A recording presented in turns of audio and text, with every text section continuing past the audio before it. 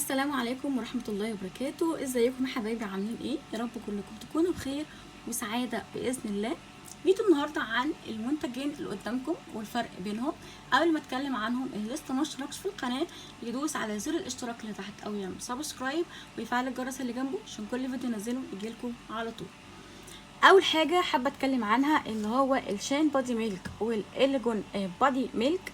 الاتنين يعتبروا متشابهين في ايه؟ متشابهين في نفس فكره اللي هو البادي ميلك بتاعهم، او نفس فكره القوام بتاعهم.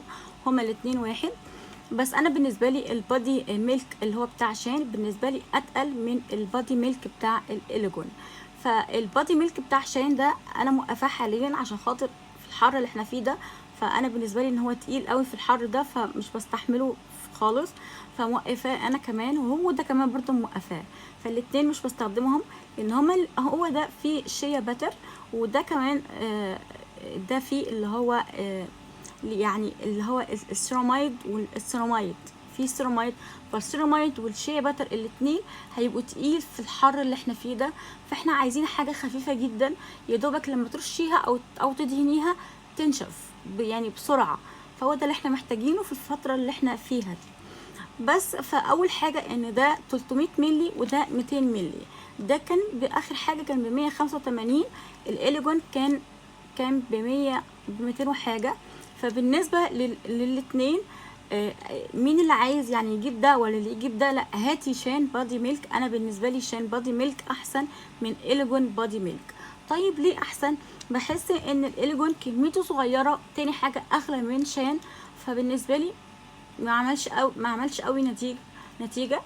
فالفتره اللي انا كنت بستخدمها فيه هو حلو الاتنين لجلد الوزه، وحلو كمان لجفاف الجلد، وحلو كمان للترطيب بتاع الجلد نفسه او الجسم نفسه. فطبعا هما الاتنين بيعالجوا المفروض جلد الوزه. بس انا اكتشفت لما استخدمت اللي هو الإليجون بادي ميلك، انا حسيت ان هو ما فيش نتيجه للجلد الوزه او الشعر اللي تحت الجلد عامه، ما فيش نتيجه ظهرت. فطبعا انت بتحتاجي كميه اكبر، او يعني مثلا مش ازازه، لا ممكن تحتاجي 3 ل 4 ازايز مثلا على مدار الشهور اللي انت بتستخدميه عشان يجيلك النتيجه بتاعته. فانا بالنسبه لي ان هو البادي ميلك بتاع إليجون بالنسبه لي سعره غالي، وفي نفس الوقت الترطيب او الريزلت بتاعته ما بتبانش غير بعد فتره كبيره. لكن الشان بادي ميلك انا مش هقول لكم ان هو عالج الجلد الوزه، لا، بس بالنسبه لي انا ترطيبه كان احسن من إليجون. ده بالنسبه لي انا ترطيبه كان احسن من إليجون في الجسم. تمام، في الجسم، خلي بالكم في الجسم.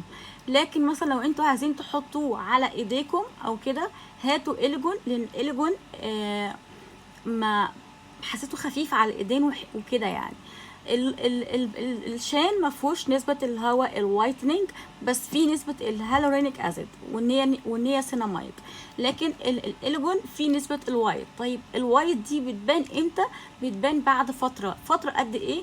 لا معرفش فتره قد ايه، بس فتره يعني مثلا مش اقل من 4 شهور عشان يديكي الريزلت بتاعته. طيب الاتنين ينفعوا للاماكن الحساسه او ينفعوا للمنطقه البكيني، لان هما الاتنين مفهومش اي عطور او اي نسبه كحول.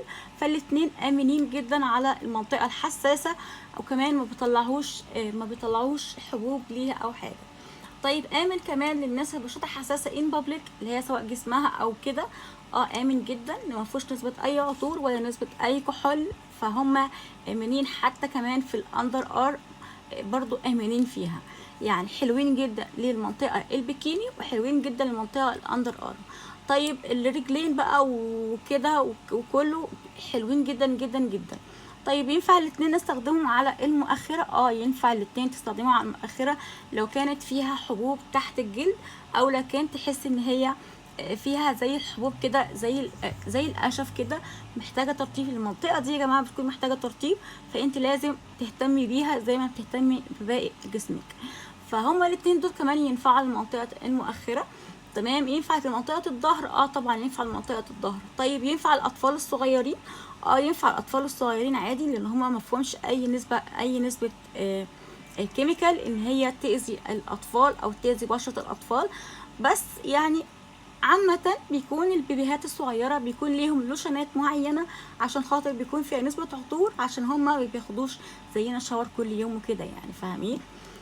بس نهاية الفيديو ان هما الاتنين يعتبروا يعني في مستوى واحد، بس اللي هتلاقي منه نتيجة اسرع اللي هو الشاين بادي ميلك، لكن الاليجون ده بتحتاجي منه شهور عبال ما تاخدي منه الريزلت بتاعته.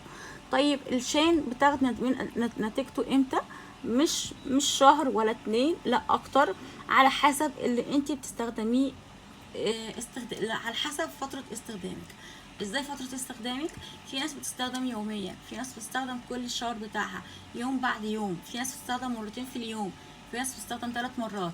فانت كل ما بتكتري الكمية بتاعتك في الاستخدام سواء يوميا او مرتين في اليوم، بتكون نسبة النتيجة بتاعتك بتكون اسرع من اللي بياخد مثلا يوم بعد يوم او مرة واحدة في اليوم. فعلى حسب الناس واستخداماتها. بس كده، ده كان فيديو النهارده، واستودعكم الله، السلام عليكم ورحمة الله وبركاته.